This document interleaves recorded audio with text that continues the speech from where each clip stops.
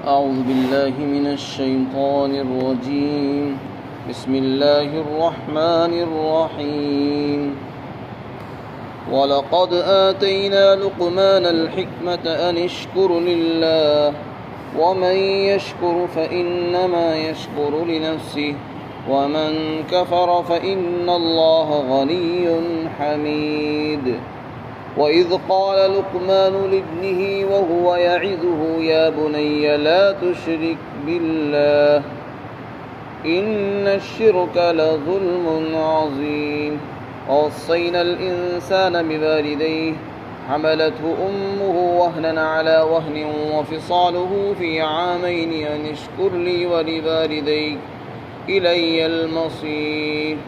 وَإِن جَاهَدَاكَ عَلَىٰ أَن تُشْرِكَ بِي مَا لَيْسَ لَكَ بِهِ عِلْمٌ فَلَا تُطِعْهُمَا وَصَاحِبْهُمَا فِي الدُّنْيَا مَعْرُوفًا وَاتَّبِعْ سَبِيلَ مَنْ أَنَابَ إِلَيَّ ثُمَّ إِلَيَّ مَرْجِعُكُمْ فَأُنَبِّئُكُم بِمَا كُنتُمْ تَعْمَلُونَ.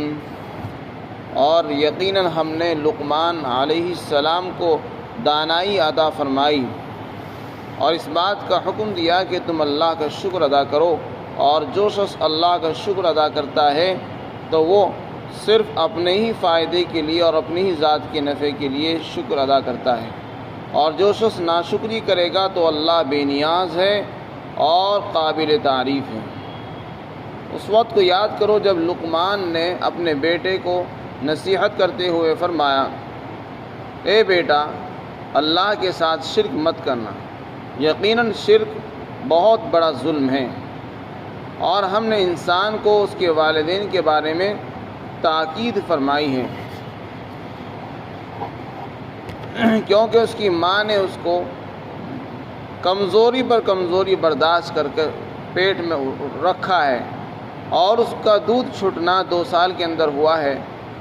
اس بات کا ہم نے تاکیدی حکم دیا کہ تو میرا شکر ادا کر اور اپنے والدین کا بھی شکر ادا کر، اور میری ہی طرف لوٹ کر آنا ہے.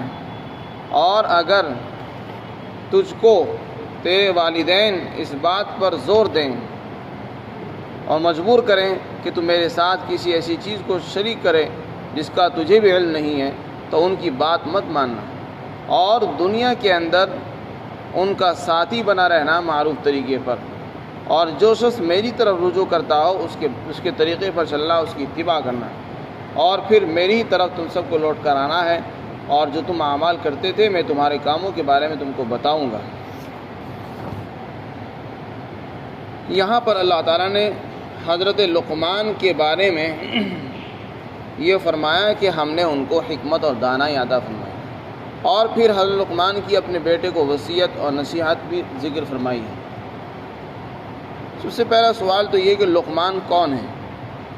ان کے بارے میں مختلف آراء اور اقوال ہیں. بہت سے حضرات نے ان کو نبی بتایا، لیکن صحیح بات یہ ہے کہ یہ نبی نہیں ہے، بلکہ اللہ کے نیک بندے، صالح اور دانش مند، عقل مند، دانائی والے ہیں. اللہ نے ان کو بڑی سمجھ بوجھ، دانائی، سمجھداری عطا فرمائی تھی، بڑا علم اللہ نے ان کو عطا فرمایا تھا. یہ کہاں رہتے تھے؟ اس سلسلے میں بہت سی آراء ہیں. کسی نے کہا ہے کہ یہ حضرت ایوب علیہ السلام کے بھانجے ہیں، اور کسی نے کہا ہے کہ یہ کہیں اور کے رہنے والے ہیں. حضرت داؤد علیہ السلام کا بھی زمانہ انہوں نے پایا، اور 1000 سال کی ان کی عمر ہوئی وغیرہ. لیکن یہ ساری چیزیں غیر ضروری ہیں. قرآن کریم نے ان چیزوں کو سے تعارض نہیں کیا، نہ ان کو بیان کیا. جتنی بات ضروری تھی، جو پیغام اللہ تعالیٰ ہم کو دینا چاہتے تھے، وہ چیزیں اللہ نے یہاں پر بیان فرما دی. حضرت لقمان اصل میں عربی ہیں، بعد نے ان کو حبشی بھی بتایا ہے. تو اس میں اللہ تعالیٰ نے عربوں کو نصیحت فرمائی ہے، اور عربوں کو تنبیہ فرمائی کہ دیکھو تم عرب اپنے اشعار میں، اپنی گفتگو کے اندر، اپنی نصیحتوں کے اندر لقمان کے اقوال، لقمان کے کلمات، ان کی نصائح، پند و نصائح ذکر کرتے رہتے ہو. تمہاری عام گفتگو کے اندر ان کا تذکرہ چرچے رہتے ہیں. تم لقمان کو بڑا سمجھتے ہو، لقمان کے بارے میں جو تم بڑا سمجھتے ہو تو لقمان کے طریقے کو اپناؤ.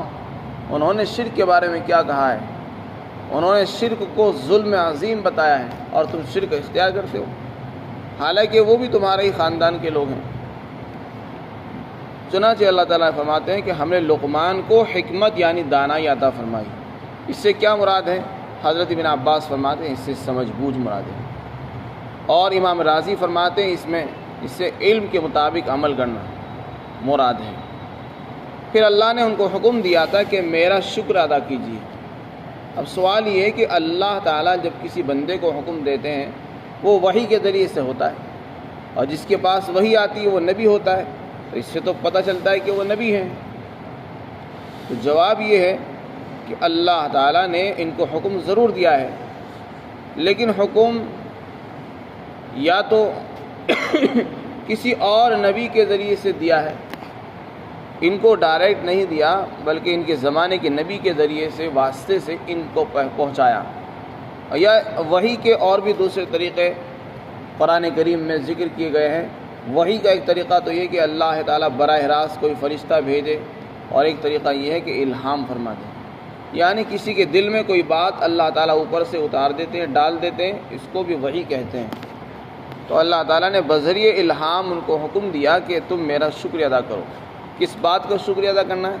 کہ اللہ نے ان کو بے شمار نعمتیں، حکمت، دانائی، سمجھ بوجھ عطا فرمائی ہے، اور اس کا شکر ادا کیجیے۔ پھر آگے ارشاد فرمایا کہ جو آدمی شکر ادا کرتا ہے وہ کسی کا شکر ادا نہیں کرتا، وہ اپنے ہی فائدے کے لیے شکریہ ادا کرتا ہے۔ جب آدمی جزاک اللہ کہتا ہے، کسی کا شکریہ ادا کرتا ہے، تو یہ نہ سمجھے کہ میں نے اس کے اوپر احسان کیا، نہیں، اپنا ہی فائدے کے لیے کرتا ہے۔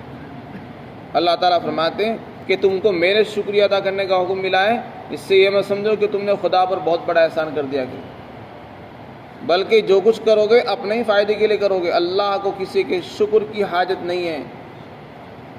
اگر تم شکر ادا کر رہے ہو تو شکریہ ادا کرنے پر اللہ تعالیٰ نعمتوں کو بڑھاتے ہیں، یہ اللہ کا قانون ہے۔ تو تمہاری نعمتیں بڑھیں گی، اس کا فائدہ تم کو ملے گا، اور شکریہ ادا کرنے پر اجر و ثواب بھی ملتا ہے، تو وہ بھی تم کو ملے گا۔ اللہ کو تو کچھ نہیں ملنے والا ہے، نہ اللہ کو تمہارے شکریہ کی حاجت ہے۔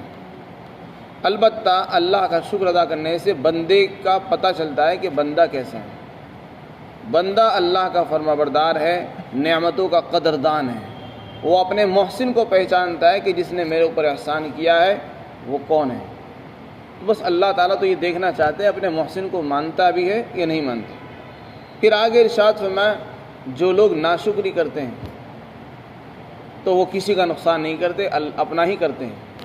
قرآن میں اللہ نے فرمایا اگر تم شکر نہیں کرو گے تو میں نعمتوں کو گھٹا دیتا ہوں، تو اس سے نقصان ہوگا، ثواب بھی نہیں ملے گا، اور انسان کی طبیعت کا، نیچر کا پتہ چل جائے گا کہ یہ آدمی ناقدرہ ہے، قدردان نہیں ہے، کسی کے احسان کو نہیں پہچانتا ہے، احسان فراموش ہے، نمک حرام ہے۔ تو ایسے لوگوں کے بارے میں فرمایا اللہ بے نیاز ہے، یعنی اگر اللہ تعالیٰ کا کوئی بھی شکر ادا نہ کرے تو اسے کسی کی پرواہ نہیں، وہ تو بلند صفات والا ہے، عالی صفات ہیں، پاکیزہ صفات اس کی پہلے سے ہی موجود ہیں، تمہارے شکریہ ادا کرنے سے اس کا مرتبہ نہیں بڑھتا بلکہ وہ پہلے سے ہی بڑھا ہوا ہے۔ اسی طرح فرمایا کہ وہ حمید ہے، حمد والا ہے، قابل تعریف ہے، تمہارے شکر کرنے سے پہلے بھی اس کی تعریف ہو رہی تھی اور بعد میں بھی ہوتی رہے گی۔ اللہ تعالیٰ کو تمہارے شکر کی ضرورت اور حاجت نہیں ہے۔ حدیث پاک کے اندر آتا ہے من لم یشکر الناس لم یشکر اللہ، جو لوگوں کا شکر نہیں ادا کرتا وہ خدا کا بھی شکر نہیں ادا کرتا۔ یعنی اگر یہ دیکھنا ہو کہ یہ بندہ شکر گزار ہے، احسان کو مند ہے، احسان کو ماننے والا ہے یا احسان کو بھول جانے والا ہے، تو اس کا طریقہ یہ ہے کہ آدمی کو دیکھ لیا جائے۔ اگر وہ ایک انسان دوسرے انسان کا احسان مانتا ہے، اس کو جزاک اللہ کہتا ہے یا اور زبان میں کچھ اور کہتا ہے، تو سمجھ لینا چاہیے کہ وہ خدا کا بھی شکر گزار بندہ ہوگا۔ جو انسانوں کو شکر ادا کر رہا ہے وہ اللہ کا نہیں کرے گا، اور جس انسان کو انسانوں کا احسان یاد نہ ہو وہ خدا کا احسان کیسے یاد کر لے گا؟ من لم یشکر الناس لم یشکر اللہ فرمایا۔ اس کے بعد حضرت لقمان علیہ السلام کی اپنے بیٹے کو نصیحت ذکر فرمائی۔ حضرت لقمان نے اپنے بیٹوں کو بہت سی نصیحتیں فرمائی ہیں جو کتابوں کے اندر منقول ہے، قرآن کریم میں بھی ان کی کچھ وصیتیں اور نصیحتیں اللہ نے ذکر فرمائی ہیں۔ چنانچہ سب سے بڑی وصیت جو انہوں نے کہی ہے وہ یہ تھی کہ بیٹا اللہ کے ساتھ کسی چیز کو شریک مت کرنا. یہ بہت بڑی نصیحت ہے. اس میں فرمایا کہ کیونکہ سب سے بڑا حق اللہ کا ہے.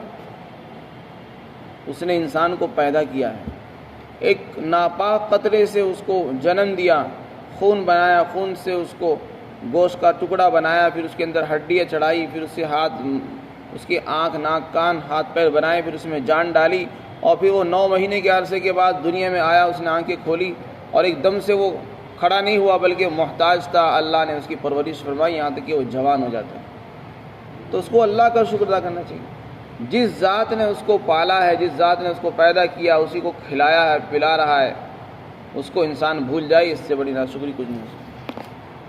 تو اللہ نے ہم کو پیدا کیا ہے, اسی کا شکر ادا کرنا چاہیے. اور اس کا شکر یہ ہے کہ ہم اس کی عبادت کریں, اس کے سامنے اپنی پیشانی کو جھکا لیں اور اس کے حکم کے آگے اپنے آپ کو جھکا دیں. جب اس کا حکم آئے تو ہر کام کو چھوڑ دیں. یہ اس کا شکر ہے. اور شرک یہ ہے کہ ہم جو طاقت اللہ کو حاصل ہے اس طاقت میں مخلوق کو شریک کر دینا, اور یہ کہنا کہ جو اختیارات, جو پاور اللہ کو حاصل ہے وہ فلاں بندے کو بھی حاصل ہے. اسی کو شرک کہتے ہیں. اللہ تعالیٰ کو یہ چیز پسند نہیں ہے, کیونکہ جو طاقت میرے پاس ہے وہ میں نے کسی کو دی ہی نہیں, اور آپ یہ کہو کہ نہیں یہ طاقت فلاں کو بھی حاصل ہے, تو اسی کا نام شرک ہے. گویا کہ آپ نے خدائی کو 2 جگہ بانٹ دیا ہے کہ جیسے اولاد اللہ کے پاس جانے سے ملتی ہے, فلاں پیر کے پاس جانے سے بھی اولاد مل جاتی ہے. جیسے مسائل وہاں جانے سے حل ہوتے ہیں, وہاں جانے سے بھی حل ہو جاتے ہیں. تو بس یہی عقیدہ خیال کرنا, اسی کا نام شرک ہے. رزق دینے والا بھی اللہ ہے, اولاد دینے والا بھی وہی ہے, مصیبتیں وہی دور کرتا ہے اور سارے مسئلے وہی حل کرتا ہے. اور جن بتوں کی تم پوجا کرتے ہو اس کے بارے میں کل بھی بتایا گیا, اس سے پہلے قرآن میں اللہ نے فرمانے صاف طور سے, وہ تو اتنے عاجز بے بس ہے, تم سمجھتے ہو کہ تمہاری مصیبتیں دور کر دیں گے, تمہارے مسائل حل کر دیں گے. وہ تو اب مکھی کو بھی نہیں ہٹا سکتے. مکھی اگر ان کا پرساد چھین کر لے جانا چاہے گی اس کو چھین نہیں سکتے. مکھی بھی نہیں انہوں نے آج تک پیدا کی ہے, بتاؤ کیا پیدا کیا. تو وہ کیسے مخلوق, کیسے خالق ہو سکتے ہیں اور کیسے خدا ہو سکتے ہیں. حضرت لقمان نے اپنے بیٹے کو وصیت فرمائی کہ بیٹا شرک مت کرنا, اللہ کو ایک ماننا ہے, اس کے ساتھ کوئی شریک نہیں ہے. پھر فرمایا شرک بہت بڑا گناہ ہے, کیونکہ یہ سب سے بڑی ناشکری, جس نے بنایا اس کو چھوڑ کر ہم مخلوق کی, پتھروں کی پوجا کرنے لگے. اس سے بڑا گناہ کوئی نہیں ہے. اور یہ اتنا بڑا گناہ ہے, اللہ تعالیٰ سارے گناہوں کو معاف فرما دے گا. مرنے کے بعد اگر کوئی اس حال میں چلا گیا, اس گناہ کو کبھی معاف نہیں فرمائے گا. اگر مرنے سے پہلے توبہ کر لی تو معاف ہو سکتا ہے, اور اگر اسی حال میں انسان چلا جائے گا شرک میں تو کبھی معاف نہیں ہو سکتا. یہ شرک بڑا گناہ ہے. پھر انسان کو وصیت فرمائی.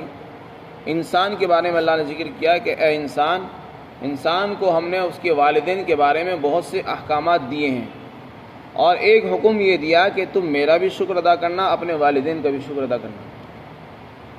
والدین کا شکر ادا کرنا اور اللہ کا بھی.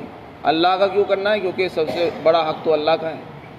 اس نے ہمیں پیدا کیا ہے, اس نے ہمیں پالا ہے, اور ذریعہ کون بنے ہیں؟ والدین بنے ہیں, ماں باپ بنے ہیں. بچپن میں ماں بچے کو 9 مہینے اپنے پیٹ میں اٹھاتی ہے, اس کا بوجھ برداشت کرتی ہے, اس کی وجہ سے تکلیفیں اور کمزوریاں اور صحت کی خرابیاں, مختلف چیزیں برداشت کرتی ہے, وہ وہی جانتی ہے. اور پھر پیدائش کے وقت کی تکلیف اور درد تو وہی جانتی, کوئی اور اس کو برداشت بھی نہیں کر سکتا, نہ جانتا ہے اس کی کیفیت کو. اور پھر پیدائش کے بعد تیسرا دور شروع ہوتا ہے دودھ پلانے کا زمانہ, 2 سال تک رہتا ہے. فرمایا یہ 3 دور ہوتے ہیں, 3 تکلیفیں ماں جھیلتی ہے, ماں باپ دونوں جھیلتے ہیں. ایک تو ماں اپنے پیٹ میں 9 مہینے بچے کو رکھتی ہے, اور پھر جب بچے کو جنتی ہے تو وہ تکلیف ہوتی ہے. پھر اس کے بعد بچہ دودھ پیتا ہے 2 سال تک, اس میں کبھی پیشاب کر رہا ہے, کبھی نیند خراب کرتا ہے, رات میں بے وقت اٹھ جاتا ہے, کبھی روتا ہے, کبھی بخار ہے, کبھی کچھ ہے, اور ماں باپ اس کو لیے پھرتے رہتے ہیں. باپ ادھر کماتا ہے اور ماں اس کو پالتی ہے, دونوں کی محنت رنگ لاتی ہے یہاں تک کہ بچہ پروان چڑھتا ہے. اگر ان میں سے ایک بھی محنت چھوڑ دے تو بچے کی پرورش صحیح نہیں ہو سکتی. تو بچپن کے اندر بچہ محتاج تھا. انسان کو کہا کہ اے انسان تو بالکل دوسروں کا محتاج تھا, ایسے محتاجگی کے وقت میں ماں باپ نے تیرا پورا ساتھ دیا. تو لہذا تقاضا یہ ہے کہ بڑا ہونے کے بعد تم کو ان کا احسان یاد رکھنا چاہیے، ان کا شکریہ ادا کرنا چاہیے، اور ان کو آرام پہنچانے کی فکر کرنی چاہیے کہ جن والدین نے مجھے آرام پہنچایا اب میں ان کو آرام پہنچاؤں۔ اور کوئی اگر اس کو بھول جائے تو اس سے بڑا ناشکرہ کوئی نہیں ہو سکتا۔ قرآن کریم میں اللہ نے فرمایا وصاحبہما فی الدنیا معروفا، ایک جگہ فرمایا حملت امہ کرہا ووضعت کرہا، ماں نے اس کو تکلیفوں کے ساتھ برداشت کیا ہے، اپنے پیٹ میں بڑی تکلیف کے ساتھ اٹھاتی تھی، اس کی تکلیف کو وہی جانتی ہے، اور جو تکلیف کے ساتھ ہی اس نے جنا بھی ہے۔ ماں جو ہے 3 دور سے گزرتی ہے اور 3 بڑی بڑی تکلیفیں اٹھاتی ہے بچے کے لیے، ایک تو ماں کے پیٹ میں، اور اس کے بعد جننے کی، اس کے بعد پھر دودھ پلانے کی۔ یہ 3 دور سے گزرنے کے بعد بچہ کبھی پروان چڑھتا ہے۔ اس لیے انسان کو حکم ملا کہ تم اللہ کا شکر ادا کرو پہلے تو، پھر دوسرے نمبر پر اپنے ماں باپ کا شکریہ ادا کیجیے۔ اور سورہ بنی اسرائیل کے اندر اللہ نے اس کی تفصیلات بتائی ہے کہ کیوں شکر کرنا ہے۔ وَقَضَىٰ رَبُّكَ أَلَّا تَعْبُدُوا إِلَّا إِيَّاهُ وَبِالْوَالِدَيْنِ إِحْسَانًا إِمَّا يَبْلُغَنَّ عِندَكَ الْكِبَرَ أَحَدُهُمَا، فرمایا اگر ان میں سے کوئی ایک بڑا بڑھاپے کو پہنچ جائے ماں باپ میں سے، فَلَا تَقُل لَّهُمَا اُف، اگر دونوں بوڑھے ہو جائیں یا ایک بڑھاپے کو پہنچ جائے کسی کو اف تک نہیں کہنا ہے۔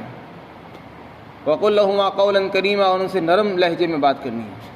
اگر ماں باپ غلط چلیں تب بھی ان کو دھمکانے کا حق نہیں پہنچتا ہے والد اولاد کو، نہ ڈانٹنے کا حق ہے، نہ دھمکانے کا، نہ جھڑکنے کا حق ہے، اف تک کہنے کا حق نہیں ہے، بلکہ ان کے لیے دعا کرنے کا حکم ہے کہ تم کو چاہیے انہوں نے تمہاری بچپن میں پرورش کی، اب تم بڑھاپے میں ان کے لیے دعا کرو، اے میرے رب انہوں نے بچپن میں مجھ کو پالا تھا جب کہ میں محتاج تھا، آج یہ محتاج ہیں، تو نے مجھے جوان کر دیا ہے، لہذا ان پر رحم فرما، جیسے بچپن میں انہوں نے مجھ پر رحم فرمایا، آج تو ان پر رحم فرما دے، آج تو ان پر مہربانی فرما، ان پر آسانی کا معاملہ فرما۔ یہ دعا تلقین فرمائی قرآن کریم میں اللہ نے کہ انسان اس طرح اپنے والدین کے لیے دعا کیا کر، رب ارحمہما کما ربیانی صغیرا، فرمایا اپنے والدین کا شکر ادا کرو، والدین کی خدمت، والدین کے ساتھ اچھا سلوک، اچھا برتاؤ۔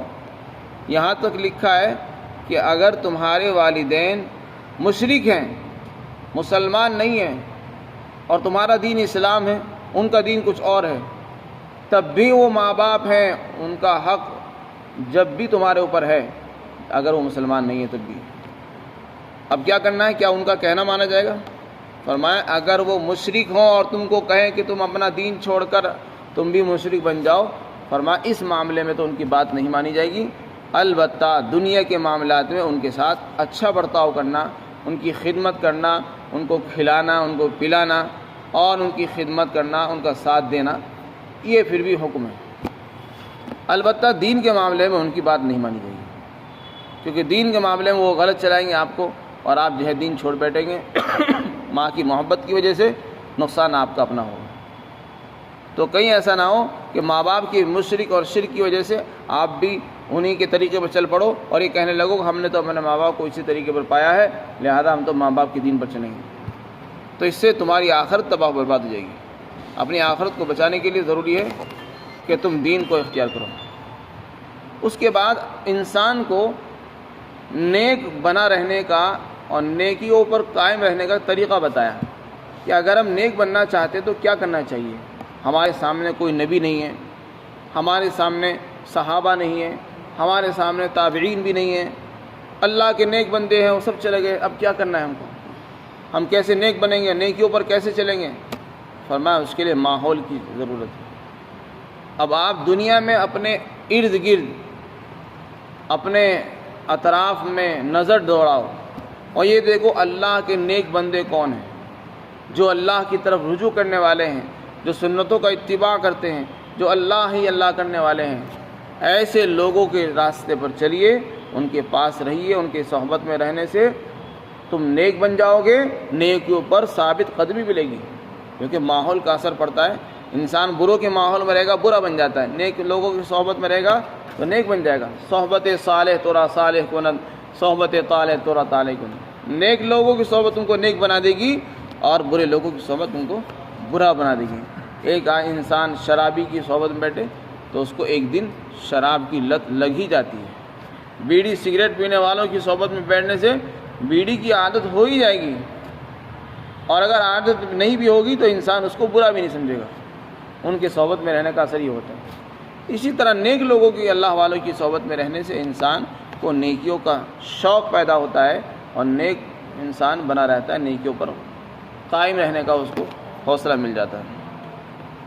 پھر فرمایا کہ دیکھو ہمارے پاس لوٹ کر آنا ہے، لہذا تم جو بھی عمل کر رہے ہو یہ مت سمجھنا ہے اللہ کو کچھ خبر نہیں ہے۔ اگر تم والدین کی خدمت کرو گے اس کا بھی اللہ کو علم ہے، نافرمانی کرو گے، ان کو دھتکارو گے، ان کو ستاؤ گے، ان کو تکلیف پہنچاؤ گے، اس کا بھی اللہ کو علم ہے۔ سب اعمال کے بارے میں ہم تم کو بتائیں گے اور پھر اس کی جزا سزا ہم تم کو دے دیں گے اسی وقت۔ لہذا اس لیے ہوشیاری کے ساتھ چلنا اور ان کے تکلیف مت پہنچانا، دلی تکلیف نہ پہنچانا، نہ ان کے دل کو دکھانا ہے۔ اللہ تعالی ہم سب کو سمجھ بوجھ عطا فرمائے۔ وآخر دعوانا الحمدللہ رب العالمین۔